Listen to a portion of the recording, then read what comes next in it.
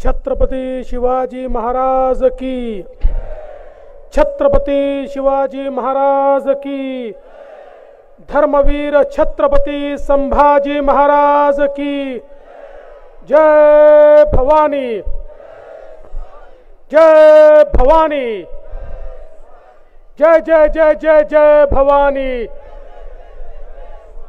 जय जय जय जय जय शिवाजी, हर हर हर हर। हिंद विश्व राज्याचे सरसंस्थापक, अखिल विश्वामध्ये ज्यांनी राजा कसा असावा याचा वास्तुपाठ आपल्याला दाखवला,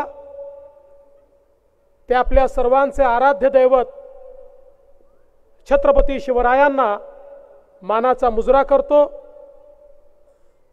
ज्यांच्याबद्दल असं म्हटलं जातं, देश धर्म पर मिटने वाला शेर शिवा का छावा था, महापराक्रमी परम प्रतापी एक ही शंभू राजा था, असे छत्रपती संभाजी महाराज यांनाही मानाचा मुजरा करतो।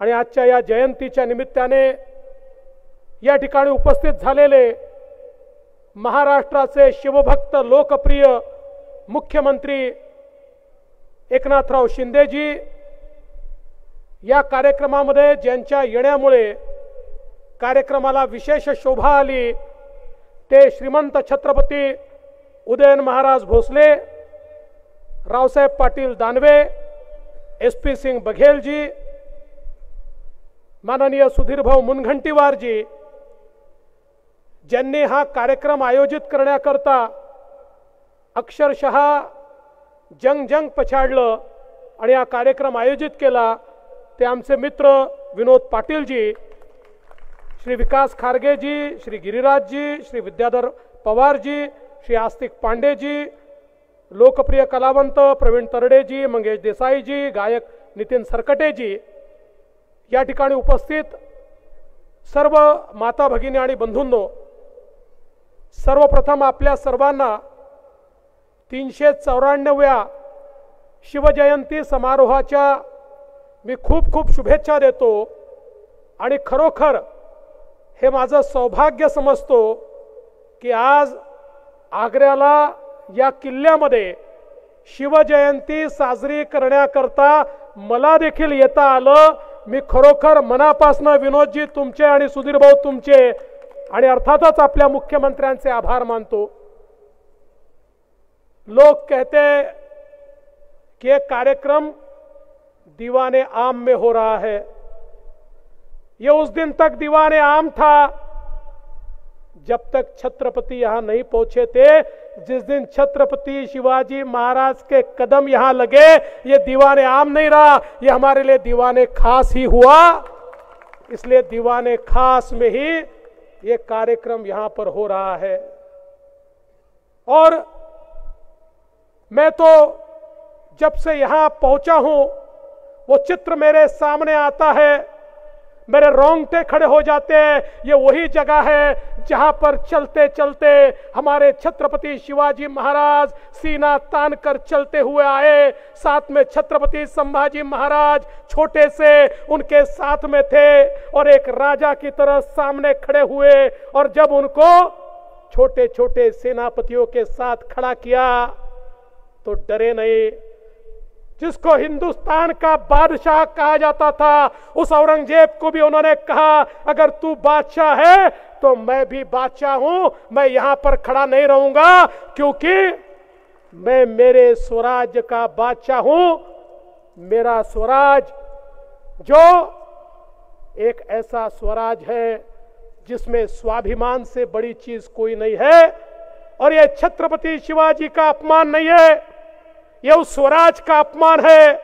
इसलिए मैं यहां 1 मिनट भी नहीं रुक सकता। ये कहकर जिस समय छत्रपति शिवाजी महाराज वहां से निकले, ऐसा कहते हैं छत्रपति शिवाजी महाराज का वो रूप देखकर उस दरबार में जितने लोग खड़े थे, सारे के सारे स्तब्ध थे, निशब्द थे। छत्रपति शिवाजी महाराज निकल गए, कोई हिला नहीं, कोई समझ नहीं पा रहा था, लोग समझ नहीं पा रहे थे कि ये कौन व्यक्ति है जिसमें इतनी हिम्मत है कि जिसको बादशाह कहते हैं उसके मुंह पर कहता है और निकल जाता है। ये छत्रपति शिवाजी महाराज की ताकत थी, ये उनका तेज था, ये उनका ओज था। और जब महाराज को नजर कैद में रखा गया, महाराज इतने होशियार थे, उनको रणनीति मालूम थी, उनको युद्ध नीति मालूम थी।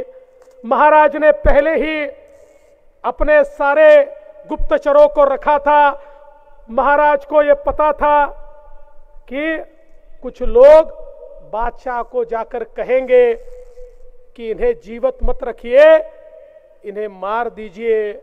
इसलिए छत्रपति शिवाजी महाराज ने एक दिन में यहां आगरा में उनके सारे के सारे सेनानियों ने, मावड़ों ने 74,000 रुपए जमा किए। और हम सब जानते हैं मुगलों की फौज और उनके सेनापति ये तो सारे वेतन भोगी थे, वो देश के लिए नहीं लड़ते थे। महाराज के लोग ये देश के लिए लड़ते थे, देश और धर्म के लिए लड़ते थे। उन्होंने ये पैसा जमा किया और महाराज के कहने पर इस प्रकार से वो सारे लोगों को अपनी ओर किया कि जब दूसरे दिन वो औरंगजेब के दरबार में कुछ लोग पहुंचे और उन्होंने कहा, आपके साथ जिस धृष्टता से शिवाजी ने व्यवहार किया है, ऐसे शिवाजी को आप मौत की सजा दीजिए।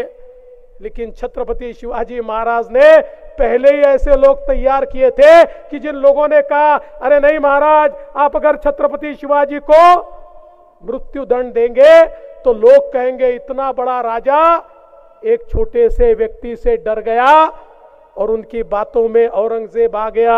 औरंगजेब को पता नहीं था, उसने छत्रपति शिवाजी महाराज को नहीं छोड़ा, उन्होंने अपनी मौत के फरमान को छोड़ा है। उसी औरंगजेब को बाद में महाराष्ट्र की मिट्टी में ही अंतिम सांस लेनी पड़ी। ये छत्रपति शिवाजी महाराज का ओज था, ये उनका तेज था। ऐसे छत्रपति शिवाजी महाराज के इतिहास में ये जो किला है एक बहुत महत्वपूर्ण भूमिका रखता है। और हम सब जानते हैं कि जिस प्रकार से छत्रपति शिवाजी महाराज ने अपना स्वराज्य तैयार किया, छोटे छोटे लोगों को साथ में लेकर उनके मन में एक प्रकार से जीत की भावना तैयार की, उनके पौरुष को जागरूक किया। छत्रपति शिवाजी महाराज ने उनको बताया, आप व्यक्ति के लिए नहीं लड़ रहे, आप देव, देश और धर्म के लिए लड़ रहे, आप वेतन के लिए नहीं लड़ रहे, अपनी मातृभूमि को मुक्त करने के लिए लड़ रहे, आप लड़ रहे किसी को राजा बनाने के लिए नहीं, आप इसलिए लड़ रहे हो कि हमारी मराठी भूमि पर और हमारे भारत में हमारी महिलाओं के साथ जो अत्याचार होता है, अनाचार होता है, दुराचार होता है, उसमें से मुक्ति देने के लिए आप लड़ रहे हो। और ऐसे हमारे छोटे छोटे मावड़े, इनमें इस प्रकार का तेज और ओज छत्रपति शिवाजी महाराज ने भर दिया।